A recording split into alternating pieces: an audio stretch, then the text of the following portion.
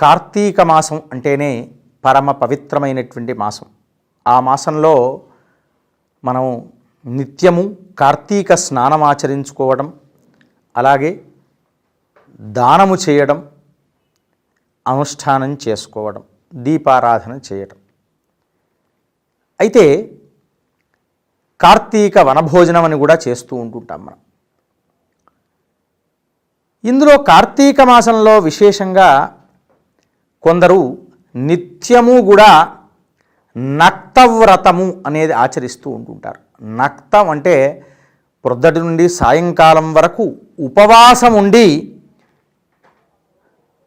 సాయంత్రము నక్షత్రాదులు వచ్చిన తర్వాత చూసి అప్పుడు ఎవరికైనా అతిథికి భోజనం పెట్టి తాను భుజించినట్లయితే కార్తీక మాసంలో నక్తము చేసినటువంటి ఫలితం అనేటువంటిది వస్తూ ఉంటుంది. ఆ పరమేశ్వరుని అనుగ్రహం లభించదా?